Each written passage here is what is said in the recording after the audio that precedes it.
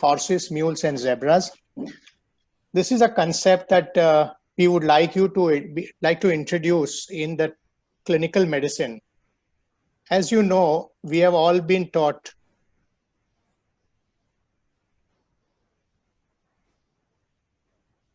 that we must always think of the common things first and rare things later. What we have not been doing so far is we are not thinking about the not so common things or important but uncommon things.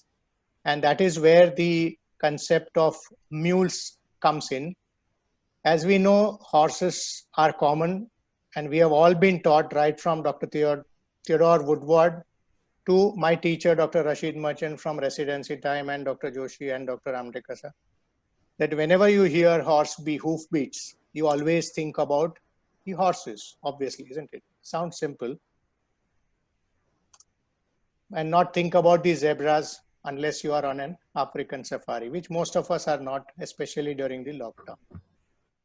What we are trying to emphasize today is that there are certain conditions which are important, even though they may be uncommon, and hence it is good to know about these conditions and not forget about them. I'm sorry, I'm marking this. So what about zebras? Zebras are the rare things, and because they are rare and exotic, we always try to remember them, even though they may not be so important in our day-to-day life. What I would like to point out to you is all written very clearly in this picture. If you see all these zebras, they all look alike. Whether it's a genetic condition, whether it is an inborn error of metabolism or various syndromes, to a clinician and a general practitioner, except for geneticists like Dr. Amisha and some of the metabolic specialists who are sitting on this session, they all would look same. But we must remember that each and every zebra has unique stripes. And only if you study at depth and read about them and minutely scan them, will you be able to differentiate them. So it's like whenever you open Nelson and see a big list of differentials, you and me would remember the 5 common conditions that would be these horses and keep the remaining zebras for the exam going students or to go back and refer to. So going back to the concept of horses, mules, and zebras, we will try to focus on mules today. And I'm sure all of you will know the horses, and zebras we don't care too much about. But what about the golden zebra? You must have seen in some pictures and some of the mythological areas, the concept of golden zebra. Only if you are lucky in your life, you will see a golden zebra. I'm so fortunate that I've had not one, but 2 golden zebras. One being my dear friend Anand Chandelier, who was supposed to give this talk in Pedicon, and I was asked to replace him for all the unfortunate reasons. But all of us, many of us, I would say, the fortunate ones know this golden zebra, and he is there. And as his finger says, the numero uno, Dr. Amdekar sir, expert clinician, who has taught a lot of things which are going to be shown on this presentation today. So let's begin with the first situation. What we are going to do today is, in this given time, we will discuss about 10 or 11 common clinical scenarios. And I would like you to write in your chat box the horses, these mules, and these zebras that you think about. Let's not worry again too much about zebras. So if you say microcytic anemia, what would you be thinking about in zebras? Can we see the chat? Can I see the chat box? Come on, I don't see the chat box. Yeah, okay, now I can see. So I would like you to write in the chat box what you think about the horses. So let me just give you one scenario here. The iron deficiency anemia is the, yeah, brilliant. So I'm getting a lot of iron deficiency anemia written here. And that is our common thing that we are thinking about. But whenever we look at the blood indices in iron deficiency anemia, or clinically, when you see a child with iron deficiency anemia who does not respond to your iron treatment, you have taken care that the salt is appropriate, the compliance is good, patient is not vomiting, etc. then you must not forget to take care of the next uncommon but important thing, and that is, yeah, Dr. Jagruti, that's correct. So you would be thinking about thalassemia minor, and that is where we would say those are the mules which we want to always think about whenever you are treating iron deficiency anemia. So what I would do, whenever I think about iron deficiency anemia in an appropriate scenario, I would look at the CBC once again and make sure that I'm not missing a thal minor up front. And we all know how to diagnose a thal minor. Yes, sir. Yes, Dr. Samar.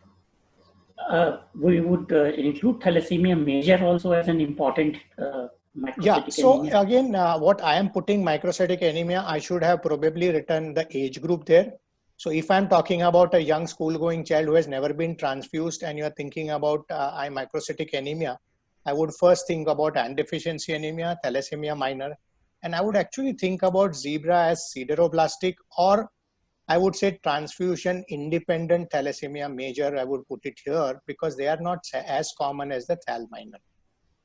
But if the child was under 1 year of age, then I totally agree with you that the mules would definitely include thalassemia major. Let's go to the next one, an infant with acute diarrhea. So what do you think about the horses here? I think all of us agree that viral gastroenteritis is what you would be thinking about. Yeah, Dr. Gandhi, H viral is correct, horses viral diarrhea. That is what we will think about. We will not think about dysentery, bacterial infection, etc. What would you be thinking as mules here? So the child has come to you with fever, vomiting. Vomiting is slightly out of proportion and doesn't go away by end of 48 hours that you would normally expect. In an infant, I would definitely think about a parental cause of diarrhea, where I would like to rule out any systemic infections, especially like UTI or pneumonia. Now, what I am thinking as mules, you may be thinking different things. Like Dr. Ash Mehta has written otitis media, which is correct. And Dr. Sujata Swani, of course, writes Kawasaki, but we will give her that extra grace for thinking about Kawasaki. We have a few other mules, Dr. Sujata, to come across for Kawasaki disease. Skids, I would think Dr. Akash as definitely as the last one, where I would put as malabsorption, immunodeficiency, and any other situation where you would think about acute diarrhea. So again, I agree, Dr. Sujata, hyper IgD syndromes, primary immunodeficiency, all those would come in zebras, including celiac disease. But again, I have written infant with acute diarrhea. So acute diarrhea, we may not think about celiac so much. Again, the list is always endless. The idea here is to all of us to start thinking in these lines. The next one I'm trying to say, cervical lymph node and fever in a 4-year-old child. So I would be thinking, what are the common things? One first important thing is that the cervical lymph node is not related to the fever, because I haven't specified whether it is painful, not painful, etc. The second common scenario would be a bacterial lymphadenitis. And lastly, tuberculous lymphadenitis. So these are the three things that I would say would come as horses, and always you will not think about the first thing. Yeah, pharyngitis, tonsillitis, suppurative adenitis. All these answers I'm getting as horses, and I totally agree with you. In the mules, you would think about, as Dr. Sanghvi said and as Dr. Sujata said earlier, would think about other non-infectious causes or unusual infections in fever with cervical lymph nodes. And as we have seen, unilateral tender cervical lymph node in an irritable child, we would think in terms of Kawasaki. And of course, also think about EBV. When you think that it is possibly a bacterial tonsillitis, you are given antibiotics, and the tonsils are not actually looking that red, and also the fever has not gone away. So that's where infectious mononucleosis, EBV, etc. would come in. I'm very happy to see that Dr. Kshitij Sheth, Dr. Richa Tiwari, everyone has more or less the same thinking. And lastly, of course, you have again a whole long list. We can start from ALL to lymphoma. In a slightly bigger adolescent child, you can think about things like Kikuchi and many other conditions. Yeah, again, Dr. Anand Gupta has also written Kikuchi. So that's fine. I mean, again, for zebras, we are not really worried about consensus here. It is going to be a long list. We next go on to a non-localizing fever of 6 days. Now, I know we would be tempted to say Kawasaki first, but I would put Kawasaki here as a mule rather than horses.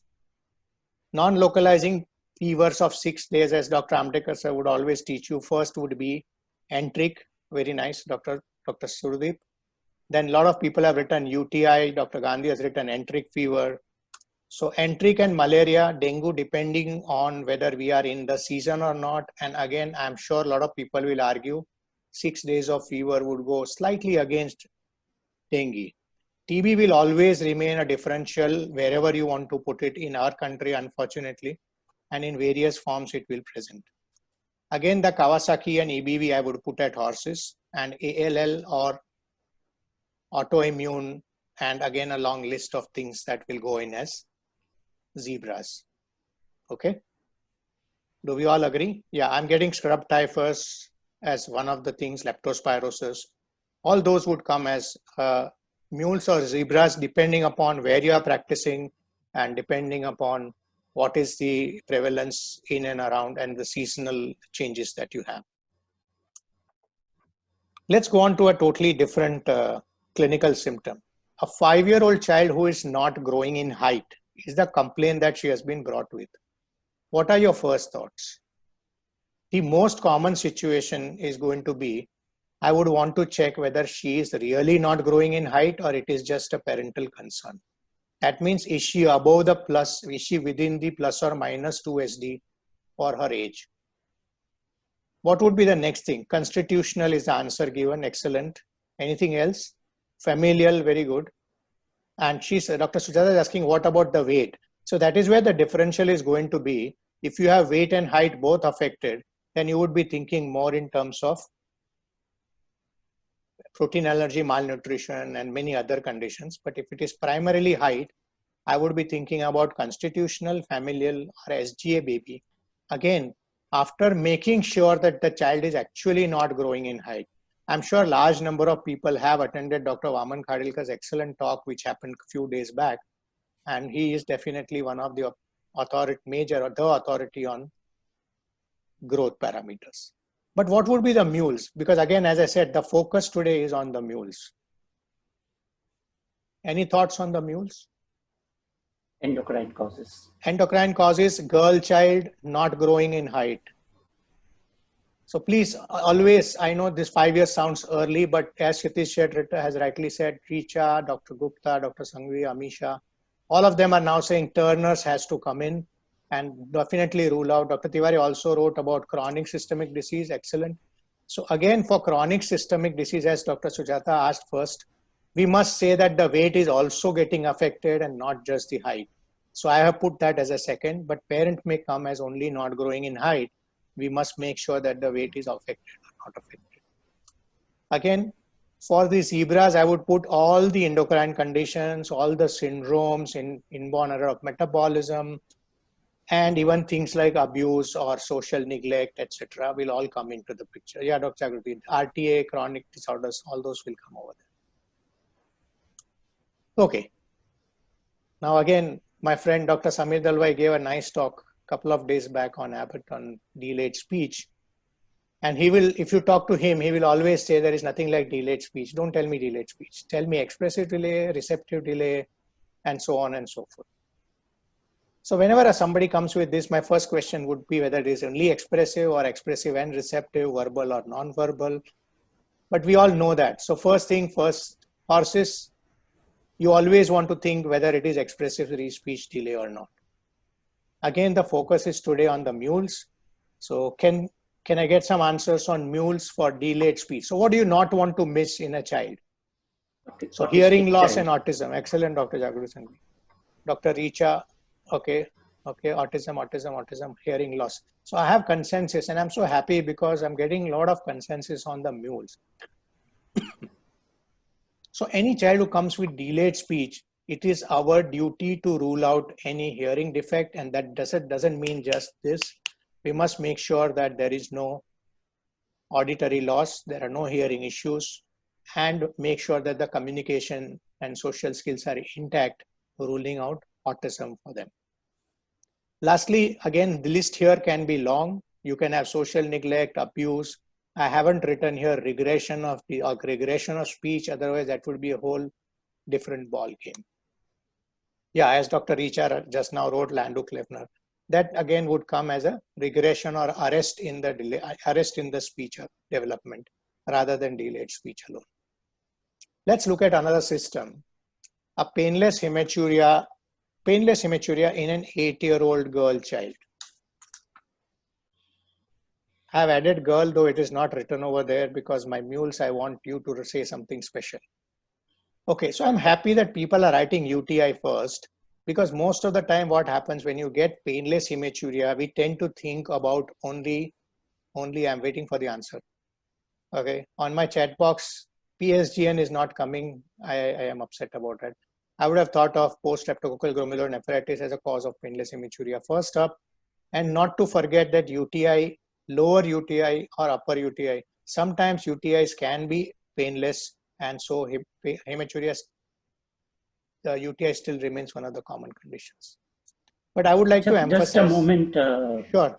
Tushar. Yes, sir. When we say lower urinary tract infections, cystitis, no, etc. I just changed my. I agree with you. I should clarify. Lower UTI usually has symptomatic UTI and painful UTI. The upper right. UTI may or may not be it can be painful or painless. Sorry, you were saying right. something. Please go ahead. No, that's the point I was trying to make. That lower. Yeah, you are right. Absolutely right. Yeah. I self-corrected, but was not clear enough. And for the mules, I have added girl because I wanted you to think about SLE whenever you are seeing a girl who is ideally 10 and above, but even at 8 and above with hematuria or any other conditions, please keep SLE in mind. I see a lot of zebras coming there, IgA nephropathy. Somebody is writing, this is not me, okay? If you are seeing drugs written over there. I don't know who's writing there. Somebody is annotating, please avoid doing that. Thank you. Alport's IgA, glomerular cause, etc., which is exactly what I have written in my zebra. And will not hypercalciuria. Hypercalciuria, yeah, of course, it's there in one of the differentials. Now, again, you know, hypercalciuria would come as mules or whether it would come as zebras is a personal choice. But I agree that hypercalciuria should be considered for painless. So what I would normally do is whenever my other parameters are normal, I would think about familial and go for a calcium creatinine ratio in the urine as a second sample and not as a first sample to identify for idiopathic hypercalciuria. Again, I'm trying to touch different systems in order to get some clarity on this. 5-year-old first episode of jaundice.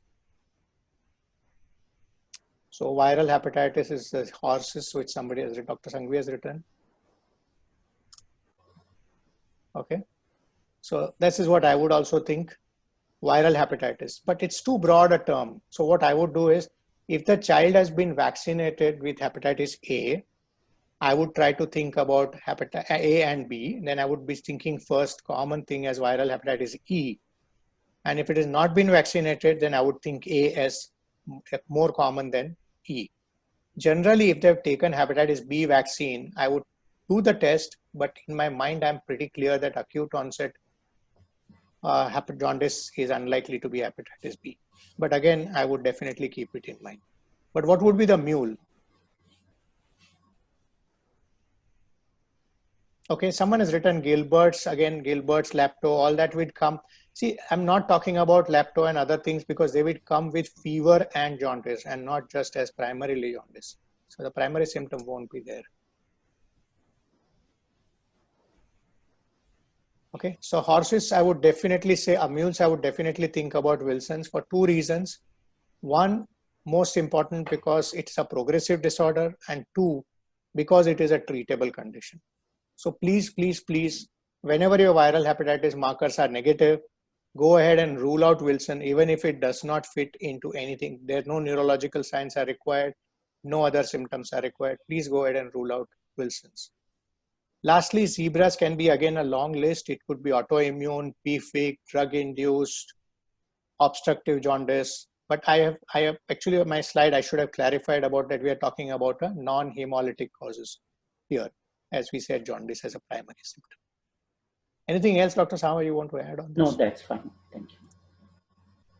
Again, a different system to touch upon. This is my favorite one actually. 4-year-old child with acute onset pain in hip joint. What are your thoughts? Child is walking with a limp and wants to be carried, but is otherwise happy and playful. Transient synovitis would be the first diagnosis. Absolutely, Dr. Savar. You are not supposed to answer. Sorry. So yeah, I'm getting the same answer here. So horses, a minor trauma or transient synovitis of the hip joint, extremely important.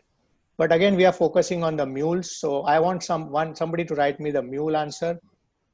Septic arthritis, brilliant. So please think about pyogenic hip. Even when you think it is severe, in inverted commas, severe symptoms with transient synovitis as your differential, do not hesitate to do sonography. But more importantly, whenever in doubt, fever, high counts, or sonography showing abnormality, please go in and do a tap. Ask your orthopedic person to do an emergency tap. In the previous editions of Nelson, it said septic arthritis of the hip is an orthopedic emergency. If we don't take care of it in few hours, your epiphysis and the hip joint may be permanently destroyed. The zebras here can be long, and some people will argue that reactive arthritis could be put as mules, and I agree with that.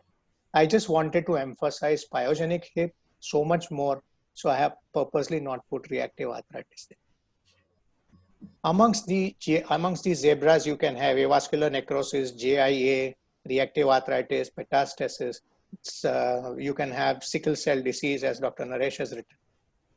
So, or slip capital femoral epiphysis, and so on and so forth. But all this will be dependent on the age, presentation, and various other things. And as I said, we are really not focusing on the zebras today.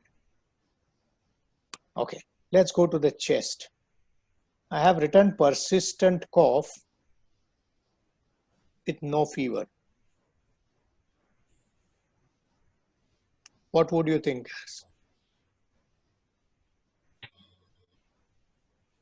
Allergic is what I'm getting. Asthma. So what I would have written here probably was HRAD. So hyperreactive airway disease. And the next would be foreign body, which answer I'm getting. A lot of people are writing on the chat box. I'm so thankful to all of you for your active participation, because though you are on mute, you are still being heard. That's really amazing. Foreign body, again, persistent cough in any child. If you don't have recurrent persistent cough, please think about foreign body. If you have recurrent persistent cough, not responding to bronchodilator or your standard therapy, again, please think of foreign body with or without fever.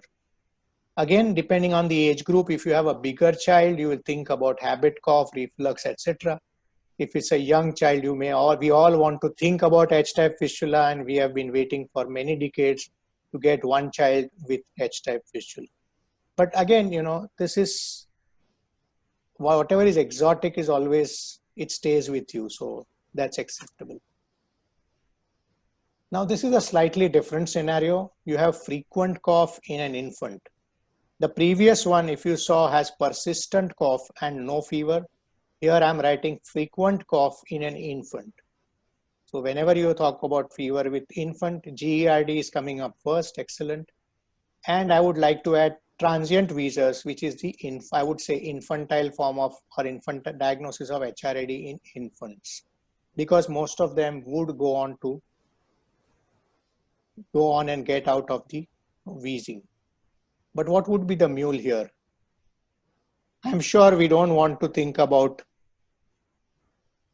congenital anomaly. Dr. Naresh has written, Dr. Ahmad has written, GRAD, GER, pertussis, Dr. Sanjeev has written, Richa has written CHD, excellent. So I was waiting for that. Vascular ring. If you attend Dr. Amdekas's clinic, he would say a child, an infant who is coughing, please rule out cardiac disease, because that may be the only presenting feature. Of course, when you examine, you will find cardiac signs, But important is not to ignore a cardiac condition. When I mean cardiac, I mean usually left to right shunt with increased blood flow. And again here, H-type fistula of a TOF, vascular ring, laryngeal webs, a long list of things can come in over there, or even palatopharyngeal incompetence, etc. You have a child who is, you have 2 more slides to go, and I'm able to go fast because I'm getting such brilliant responses from all of you. So I think you know most of these things. A chest pain in an 11-year-old child. Okay, trauma, pneumothorax, muscular reflux trauma. Excellent. So I would think of these as the horses. Mechanical costochondritis as the common condition for these 2 things. I would think in terms of common causes for chest pain. What would be the mules? Suppose you have a 11-year-old child who has gained, who is about 5'11" now, thin built, and has put on large height in last 1 year. Okay, no, not Marfan's really.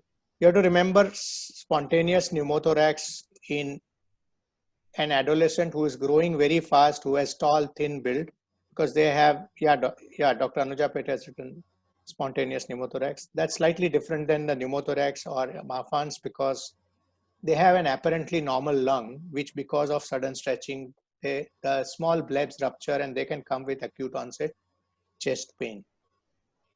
Reflux, and I have written lastly TB effusion, because in an adolescent who is otherwise aggressive in not only in his behavior but also in his immune response, can develop a sudden onset pleural effusion, and that could come with chest pain in the first part along with fever or maybe mild or no fever. Lastly, chest pain in an 11-year-old, if it is severe enough, left-sided, with some other features, keep in mind that even though there may be history of Kawasaki, and Dr. Suchata is here, she can please comment on this, many times you have a untreated or undiagnosed Kawasaki, which would present as an infarct situation in a young adult. 11-year may be a bit early. Dr. Kshitij Sheth, my pediatric cardiologist, says AO dissection. Yes, of course, that's why, and Al-Kappa, of course, a little late for 11-year-old. But I'm just trying to put zebras for all the infarct conditions. The last slide here is for the CNS. Seizure with fever in a 2-year-old child. What are your horses here?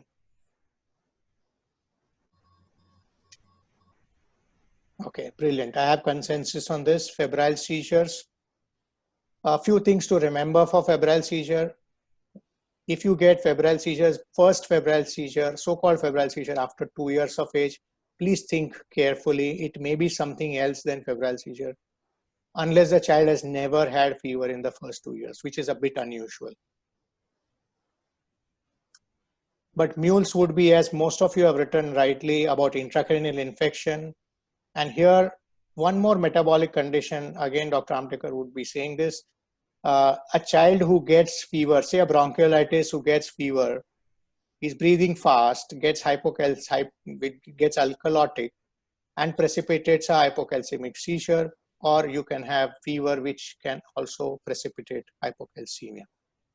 Lastly, Dr. Richa has already written Dravet as one of the things. Of course, they will have multiple seizures, but more important, zebra, I would think about here is any inborn error of metabolism which is precipitated by an infection, whether because of not taking enough calories or because of stress of the infection and mitochondrial, etc., coming on. So what I've done here today rapidly in this 30 minutes is that we have touched upon various systems here and try to inculcate this habit of thinking about, not always think about the common things, that is the horses, but not forgetting the uncommon but important as well as not so uncommon conditions for the given scenario. We all would like to keep zebras in mind, Again, the zebras will have grade 1, grade 2, grade 3, I'm sure. So to take the final, just to complete my take home messages is come always, always, always think about common things first. Keep the mules in mind. And what do you do if you get a zebra? I say, if you get a zebra, go ahead and publish, let everybody know, and you will do well in life. Thank you. I'm open to take questions.